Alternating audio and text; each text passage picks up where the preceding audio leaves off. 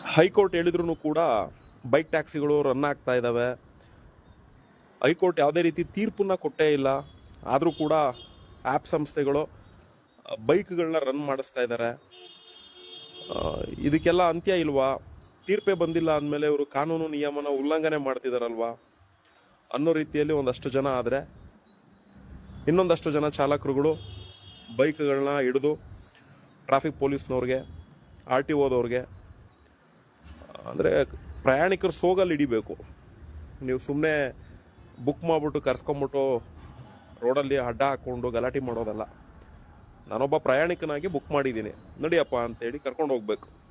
Drop location ಹಾಕ್ಕೊಳ್ಳಿ, traffic police ಸ್ಟೇಷನ್ಗಳಿಗೆ ಹಾಕಿ, RTOಗಳಿಗೆ drop location ಹಾಕಿ, ಅಲ್ಲಿ ಕರ್ಕೊಂಡೋಗಿ ನಿಲ್ಲಿಸಿ. ಬೇರೆ ಏನು ಹೇಳಕ್ಕೆ ಹೋಗ್ಬಿಡಿ. ಅವ್ರು 1000 ಏನಾದರೂ ಹೇಳ್ಕೊಳ್ಳಿ ಸರ್. ವೈಟ್ ಬೋರ್ಡಲ್ಲಿ ಪ್ಯಾಸೆಂಜರ್ ಸೇವೆ ಮಾಡೋದಕ್ಕೆ ನಿಮ್ಮ ಟ್ರಾಫಿಕ್ ರೂಲ್ಸಲ್ಲಿ ಇಲ್ಲ RTO ರೂಲ್ಸಲ್ಲಿ ಇದೆಯಾ ಅಂತ ಕೇಳಿ.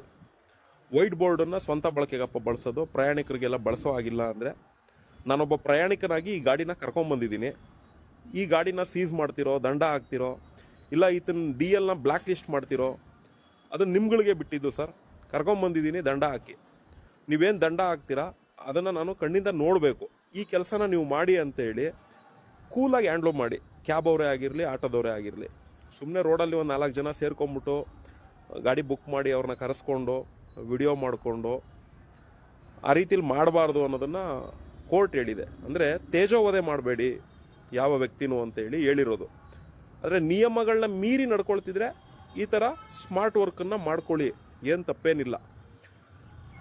ಇದನ್ನು ನಾನು ಒಂದು ಸಲಹೆ ಕೊಡಬಲ್ಲೆ. ಆದರೆ ಹೈಕೋರ್ಟು 20ನೇ ತಾರೀಕಲ್ಲಿ ತೀರ್ಪನ್ನ ಏನು ಕೊಟ್ಟಿದೆ, ಅಂದರೆ ತೀರ್ಪು ಮೀನ್ಸ್ ಡೇಟ್ ಏರಿಂಗ್ ಏನು ನಡೆದಿದೆ, ಅದಾದಮೇಲೆ ಇವರೇನು ಆನ್ಲೈನ್ ಡ್ಯೂಟಿಗಳನ್ನ ಮಾಡಿದ್ದಾರೆ, ಇದ್ರ ರಿಲೇಟೆಡ್ಡು ಈಗ ಸುದ್ದಿ ಮಾಧ್ಯಮದಲ್ಲೂ ಕೂಡ ಹರಿದಾಡಿದೆ. ಖಂಡಿತ 22ನೇ ತಾರೀಕು ಸರ್ಕಾರದ ವಕೀಲರು ಜಡ್ಜ್ ಸಾಹೇಬ್ರ ಮುಂದೆ ಹೇಳ್ತಾರೆ, ಕಳೆದ ಏರಿಂಗಲ್ಲಿ ನೀವು ಡೇಟ್ ಕೊಟ್ಟು ಹೋದ್ರಿ, ಆದರೆ ಇವ್ರುಗಳು ಯಥಾಸ್ಥಿತಿ ಇವರ ಈಗ ಒಂದು ಕುತಂತ್ರಿ ಕೆಲಸಗಳನ್ನ ಮಾಡಿದ್ದಾರೆ ಅಂತ ಹೇಳಿ ಜಡ್ಜ್ ಸಾಹೇಬ್ರಿಗೆ ಖಂಡಿತ ಸರ್ಕಾರಿ ವಕೀಲರು ತಿಳಿಸ್ತಾರೆ. ಆಗ ಖಂಡಿತ ಜಡ್ಜ್ ಸಾಹೇಬ್ರು ಇವ್ರಿಗೆ ಖಡಕ್ ವಾರ್ನಿಂಗೇ ಕೊಡ್ತಾರೆ. ಇಲ್ಲ ಅಂದರೆ ಸಂಪೂರ್ಣವಾಗಿ ನೀವು ನಿಯಮಗಳನ್ನ ಉಲ್ಲಂಘನೆ, ಕೋರ್ಟ್ಗೆ ಬೆಲೆ ಕೊಡ್ತಾ ಇಲ್ಲ ಅಂತೇಳಿ ಕಂಪ್ಲೀಟ್ಲಿ ರದ್ದು ಮಾಡಿದ್ರು ಮಾಡ್ಬೋದು. ಅಂದರೆ ಇವರ ವರ್ತನೆ, ಇವರ ದುರ್ವರ್ತನೆ ಜಡ್ಜ್ ಸಾಹೇಬ್ರು ಮುರಿತಾರೆ. ಅವರೊಬ್ಬರ ಕೈಯಲ್ಲೇ ಇವ್ರನ್ನ ಮುರಿಯೋದಕ್ಕೆ ಸಾಧ್ಯ. ಅದಾಗುತ್ತೆ ಸೆಪ್ಟೆಂಬರ್ 22ನೇ ತಾರೀಕು.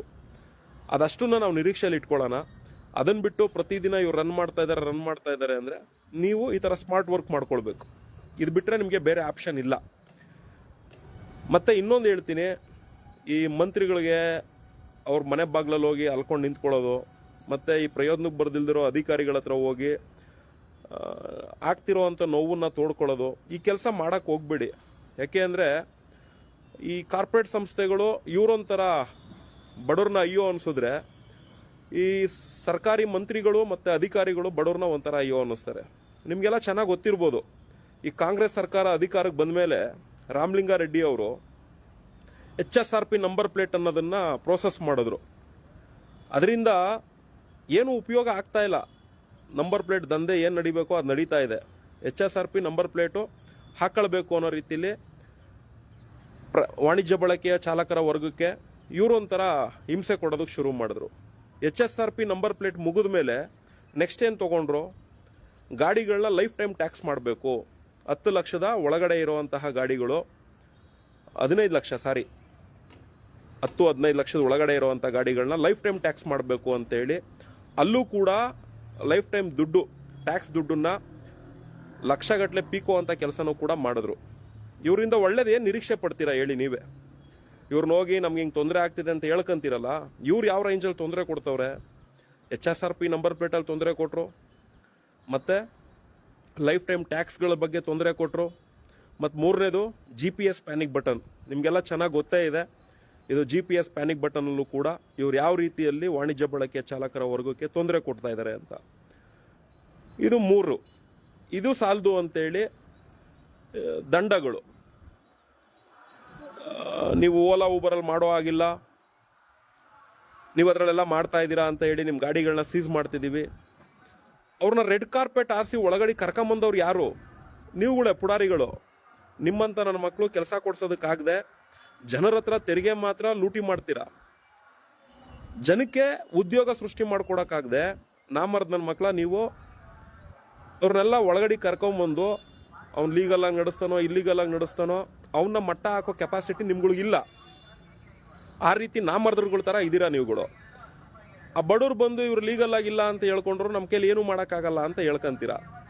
ಇಂಥ ಕೈಲಾಗ್ದಿರೋ ನನ್ನ ಮಕ್ಕಳು ನೀವು ಅಂತ ನಮ್ಗೆ ಗೊತ್ತಾದ್ಮೇಲೂ ಕೂಡ ನಿಮ್ಗಳ ಹತ್ರ ಬಂದು ಏನು ಮಾತಾಡೋದಕ್ಕೆ ಸಾಧ್ಯ? ಯಾಕೆಂದರೆ ಅವರು ಒಂಥರ ಲೂಟಿ ಹೊಡೆದ್ರೆ ಮಕ್ಕಳ ನೀವುಗಳು ಒಂಥರ ಲೂಟಿ ಹೊಡಿತೀರಾ. ಇಂಥ ಕಿತ್ತೋದು ನನ್ನ ಮಕ್ಕಳ ಹತ್ರ ಬಡವರು ಹೋಗಿ ಏನು ಪ್ರಶ್ನೆ ಮಾಡಿ ಕೇಳೋದಕ್ಕೆ ಸಾಧ್ಯ? ಇವ್ರುಗಳು ಮಾಡೋ ಅಂಥ ಕುತಂತ್ರದ ಕೆಲಸಗಳನ್ನ ನಾವೇನೇ ಇದ್ರೂ ಕಾನೂನು ಮೊರೆ ಹೋಗಬೇಕು, ಆ ದೇವಾಲಯದ ಮೊರೆ ಹೋಗಬೇಕು. ಈ ನನ್ನ ಮಕ್ಳುಗಳು ಮನೆ ಹತ್ರ ಹೋಗಿ ಚಪ್ಪಲಿ ಸಂಸ್ಕೊಳ್ಳೋ ಬದಲು ಕಾನೂನು ಮೆಟ್ಲತ್ಬೇಕು. ಜಡ್ಜ್ ಸಾಹೇಬ್ರುಗಳಿಗೆ ಲಾಯರ್ ಮುಖಾಂತರ ನಮ್ಮ ಕುಂದುಕೊರತೆಗಳನ್ನ ಮನವರಿಕೆ ಮಾಡಿಕೊಡ್ಬೇಕು. ಆಗ ಬಟ್ಟೆ ಸುತ್ತಕೊಂಡು ಹೈಕೋರ್ಟಿಂದ ಹೊಡಿತದೆ. ಮೆಟ್ಟಲ್ಲಿ ಬಟ್ಟೆ ಸುತ್ತಕೊಂಡೇ ಹೊಡಿಯೋದು. ಆಗಿ ನನ್ನ ಮಕ್ಳಿಗೆ ಬುದ್ಧಿ ಬರೋದು. ಇಲ್ಲಾಂದ್ರೆ ಬರಲ್ಲ ಇವ್ರುಗಳಿಗೆ. ಅವ್ರೊಂಥರ ಲೂಟಿ ಹೊಡೆದ್ರೆ ಇವ್ರೊಂಥರ ಹೊಡಿತಿರ್ತಾರೆ. ಹಂಗಾಗಿ ಈ ವೇಸ್ಟ್ ನನ್ನ ಮಕ್ಳುಗಳ ಹತ್ರ ಎಲ್ಲ ಅಲ್ಕೊಂಡು ಕೂತ್ಕೊಂಡ್ರೆ ಸಮಯ ವ್ಯರ್ಥ. ಒಂದು ಒಳ್ಳೆ ಕೆಲಸ ಆಗ್ತಾ ಇದೆ, ನೋಡೋಣ 22ನೇ ತಾರೀಕಲ್ಲಿ ಏನಾದರೂ ಜಡ್ಜ್ಮೆಂಟು ಬೈಕ್ ಟ್ಯಾಕ್ಸಿಗಳನ್ನ ಎಲ್ಲೋ ಬೋರ್ಡ್ ಆಗಿ ಪರಿವರ್ತನೆ ಮಾಡಿಕೊಡಿ ಅನ್ನೋ ರೀತಿಯಲ್ಲಿ ಏನಾದರೂ ಸ್ಟೇಟ್ಮೆಂಟ್ ಬಂತು ಅಂದರೆ ಏನೂ ಮಾಡೋಕ್ಕಾಗಲ್ಲ. ಇವ್ರುಗಳು ಮಾಡ್ತಾರೆ, ಮಾಡಲೇಬೇಕು. ಹೈಕೋರ್ಟ್ ಹೇಳಿದ್ಮೇಲೆ ಮಾಡಲೇಬೇಕು. ಒಂದು ವೇಳೆ ರಾಜ್ಯ ಸರ್ಕಾರ ಇದ್ರ ವಿಚಾರವಾಗಿ ಸ್ಪಷ್ಟತೆ ಏನೂ ಕೊಡ್ತಾ ಇಲ್ಲ, ಅವ್ರು ಮಾಡೋದಕ್ಕೆ ಇದರಲ್ಲಿ ಆಸಕ್ತಿ ಇಲ್ಲ ಅನ್ನೋ ರೀತಿಯಲ್ಲಿ ಹೇಳಿ ಬೈಕ್ ಟ್ಯಾಕ್ಸಿಗಳಿಗೆ ನಮ್ಮಲ್ಲಿ ಅನುಮತಿ ಇಲ್ಲ ಅನ್ನೋ ರೀತಿಯಲ್ಲಿ ತಿಳಿಸ್ಕೊಟ್ರೆ ಖಂಡಿತ ಬೈಕ್ ಟ್ಯಾಕ್ಸಿನೂ ಕೂಡ ಬಂದ್ ಆಗ್ತದೆ. ಅದು ಹೈಕೋರ್ಟ್ ತೀರ್ಪು ಮೇಲೆ ನಿಂತ್ಕೊಳ್ಳುತ್ತೆ. ಹಂಗಾಗಿ ಸಾಧ್ಯ ಆದಷ್ಟು ಜಡ್ಜು ಸಾಹೇಬರು ಕೊಡುವಂಥ ತೀರ್ಪನ್ನು ನಾವೆಲ್ಲರೂ ಕೂಡ ಎದುರು ನೋಡೋಣ. ಆದರೂ ಕೂಡ ಬೈಕ್ ಟ್ಯಾಕ್ಸಿಗಳು ಓಡಾಡ್ತಿದ್ದಾವಲ್ಲ ಸರ್ ಅಂತ ನೀವು ಅಂದ್ಕೊಳ್ಬೋದು. ನಾವು ಒಂದು ಹೇಳ್ತೀವಿ, ಮನುಷ್ಯನಿಗೆ ಗ್ರಾಚಾರ ಅನ್ನೋದು ಯಾವ ಟೈಮಲ್ಲಿ ಹೆಂಗೆ ಅದನ್ನ ಹೆಗ್ಲೇ ಇರುತ್ತೋ ಗೊತ್ತಿಲ್ಲ. ಇವ್ರು ಯಾರು ಬೈಕ್ ಟ್ಯಾಕ್ಸಿಗಳನ್ನ ವೈಟ್ ಬೋರ್ಡ್ ಟೂ ವೀಲರ್ಗಳಲ್ಲಿ ಪ್ರಯಾಣಿಕರು ಸೇವೆ ಕೊಡ್ತಾ ಇರ್ತಾರೆ, ಯಾರಾದರೂ ಬಿದ್ದು ಕೈಕಾಲು ಮುರ್ಕೊಂಡ್ರೆ, ಯಾರಾದರೂ ಬಿದ್ದು ಪ್ರಾಣ ಕಳ್ಕೊಂಡ್ರೆ ಅಂಥ ಒಂದು ಕುಟುಂಬದವರು ಖಂಡಿತ FIR ಮಾಡಿಸ್ತಾರೆ.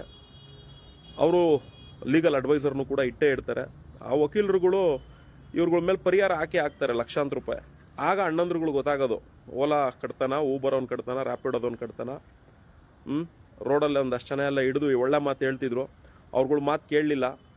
ಇವತ್ತು ನಾನು ಲಕ್ಷಾಂತರ ರೂಪಾಯಿ ಕಟ್ಟುವಂಥ ಪರಿಸ್ಥಿತಿ ಬಂದಲ್ಲ ಅಂತೇಳಿ ಅದ್ರ ಕರ್ಮ ಅವಾಗ ಅವ್ರು ಅನುಭವಿಸ್ತಾರಲ್ಲ, ಅವಾಗಲೇ ಅವ್ರಿಗೆ ಗೊತ್ತಾಗೋದು. ಅಲ್ಲಿವರೆಗೂ ನೀವೇನೇ ಹೇಳೋಕೆ ಹೋದ್ರೂ ಕೂಡ ಕೋತಿಗೆ ಎಂಡ ಕುಡ್ಸಿದ್ರೆ ಹೆಂಗಾಡುತ್ತೆ ಹಂಗೆ ಆಡ್ತಾ ಇರ್ತಾರೆ ಇವ್ರುಗಳು. ಹಂಗಾಗಿ ನೀವು ಅದನ್ನೆಲ್ಲ ಹೇಳೋ ಬದಲು ಇವ್ರನ್ನ ಬುಕ್ ಮಾಡಿಕೊಂಡು ಪ್ರಯಾಣಿಕರು ಸೋಗಲ್ಲಿ ಕರ್ಕೊಂಡೋಗಿ ಈ ರೀತಿಯಲ್ಲಿ ಪ್ರಶ್ನೆ ಮಾಡಿ ಕೇಳಿ, ಟ್ರಾಫಿಕ್ ಅವ್ರನ್ನೇ ಕೇಳಿ, ಈ ಥರದ್ದು ಯಾವುದೂ ಇಲ್ಲ ಅಂದರೆ ಹಾಕಿ ಸರ್ ದಂಡ ಅಂತ ಹಾಕ್ಸಿ. RTOದವ್ರನ್ನೇ ಕೇಳಿ, ಎಲ್ಲೋ ಬೋರ್ಡ್ ಹಿಡಿದು ನಮ್ಮಿಂದ ತೆರಿಗೆ ತೊಗೊತೀರಾ, ನಮ್ಮಿಂದ ಸಂಬಳ ತೊಗೊತೀರಾ, ಎಲ್ಲೋ ಬೋರ್ಡ್ ಹಿಡಿದು ತೊಂದರೆ ಕೊಡೋದಲ್ರು ಅಣ್ಣಂದ್ರ ಹಿಡಿರೋ ಬೈಕ್ಗಳನ್ನ ವೈಟ್ ಬೋರ್ಡ್ ಬೈಕ್ಗಳನ್ನ ಹಿಡೀರಿ, ವೈಟ್ ಬೋರ್ಡ್ ಕಾರ್ಗಳನ್ನ ಹಿಡೀರಿ, ಇಲ್ಲಿ ತೋರಿಸ್ರೋ ನಿಮ್ಮ ಪೌರುಷನ ಅಂತೇಳಿ ಕೇಳಿ RTOದವ್ರನ್ನ. ಆಗ ಅವರು ದಂಡಗಳು ಹಾಕ್ಸೋ ಅಂತ ಕೆಲಸ ಮಾಡಿ. ಇದಿಷ್ಟೇ, ಇದು ಬಿಟ್ಟರೆ ಬೇರೆ ಆಪ್ಷನ್ ಇಲ್ಲ. ಹಾಗಾಗಿ ನಿನ್ನೆನೊಬ್ರು ಯಾರೊಬ್ರು ಫೋನ್ ಮಾಡಿದ್ರು, ಅವ್ರಿಗೆ ಅದನ್ನೇ ಹೇಳಿದೆ, ಏನು ಮಾಡೋಕ್ಕೆ ಬರಲ್ಲ. ಇವ್ರುಗಳಿಗೆಲ್ಲ ಅನುಕೂಲ ಮಾಡಿಕೊಟ್ಟಿರೋರೇ ರಾಜಕಾರಣಿಗಳು. ಅವ್ರು ಮಾಡ್ತಾರೆ, ಕೋರ್ಟು ಕೇಸು ಅಂದ್ಕೊಂಡು ಅಲಿತಾ ಇದ್ದಾರೆ. ಅವ್ರು ಅಲಿಯೋದಕ್ಕೆ ಕೋರ್ಟ್ಗೆ ಕೇಸ್ಗಳಿಗೆ ಲಾಯರ್ಗಳಿಗೆ ದುಡ್ಡು ಯಾರು ಕೊಡ್ತಾ ಇರೋದು? ನೀವುಗಳೆಲ್ಲ ಲಾಗಿನ್ ಮಾಡಿ ಅವ್ರಿಗೆ ಕಮಿಷನ್ನು ಸಬ್ಸ್ಕ್ರೈಬು ಈ ಥರ ಹಣಗಳನ್ನ ಕೊಡ್ತಿರೋದ್ರಿಂದ ಅವರು ಕೋರ್ಟು ಕೇಸು ಅಂದ್ಕೊಂಡು ಕೋಟ್ಯಾಂತರ ರೂಪಾಯಿ ದುಡ್ಡನ್ನು ಸುರಿತಾರೆ. ಒಂದು ಕಡೆ ಬೆಳೆಸ್ಕೊಡೋರು ನೀವುಗಳೇ ಲಾಗಿನ್ ಮಾಡಿ ಮತ್ತೆ ಅವ್ರು ಹಿಂಗೆಲ್ಲ ಮಾಡ್ತಾ ಇದ್ದಾರೆ, ಅವ್ರನ್ನ ಹಂಗೆ ಮಾಡ್ಬೇಕು ಹಿಂಗೆ ಮಾಡಬೇಕು ಅಂತೀರ. ನಿಮ್ಮ ಕೈಲಿ ಯಾರ ಕೈಲಿ ಏನೂ ಮಾಡೋಕ್ಕಾಗಲ್ಲ. ನಿಮ್ಮ ಕೈಲಿ ಯಾರೇನಾದರೂ ಮಾಡೋದು ಅನ್ನೋದಿತ್ತು ಅಂದರೆ ಒಂದೇ ಆಗೋದು, ಎಲ್ಲ ಆ್ಯಪ್ಗಳನ್ನ ನೀವು ಧಿಕ್ಕರಿಸ್ಬೇಕು. ಮೀಟ್ರ್ ಬಳಸುವಂಥ ರೀತಿಲಿ ಈಗೇನು ನಗರ ಮೀಟರ್ ಆ್ಯಪ್ ಅಂತ ಮಾಡಿದ್ದೀವಿ, ಅದರಲ್ಲೆಲ್ಲರೂ ಕೂಡ ಒಂದಾಗಿ ಸೇರಿಕೊಂಡು ಮಾಡಿ. ಇನ್ನೂ ಯಾರಾದರೂ ನೋಡ್ತೀವಿ ಕರ್ನಾಟಕಕ್ಕೆ ಸಂಬಂಧಪಟ್ಟಿರುವಂಥ ಕನ್ನಡಿಗರು ಯಾರಾದರೂ ಆ್ಯಪ್ಗಳನ್ನ ತೊಗೊಂಬಂದರೆ ಖಂಡಿತ ಅದನ್ನು ನಾವು ಪ್ರಮೋಷನ್ ಮಾಡ್ತೀವಿ ಹೊರತು ಈ ನನ್ನ ಮಕ್ಕಳು ಬೈಕ್ ಟ್ಯಾಕ್ಸಿಗಳನ್ನ ರನ್ ಮಾಡುವಂಥ ಈ ಕಿತ್ತೋ ಸಂಸ್ಥೆಗಳ ಬಗ್ಗೆ ನಾವಿನ್ನೇನು ಹೇಳೋಕ್ಕೆ ಸಾಧ್ಯ ಇಲ್ಲ. ಯಾಕೆ ಅಂದರೆ ಅವ್ರುಗಳು ಕಂಪ್ಲೀಟ್ಲಿ ಫಿಕ್ಸ್ ಆಗಿಬಿಟ್ಟವ್ರೆ. ಅವರು ಮುಂದೆ ಸೈಕಲಲ್ಲೂ ಕೂಡ ವರಮಾನ ಬರ್ತದೆ ಅಂದರೆ ಸೈಕಲ್ನೂ ಬಿಡ್ತಾರೆ, ಅಚ್ಚರಿ ಪಡುವಂಥದ್ದೇನಿಲ್ಲ.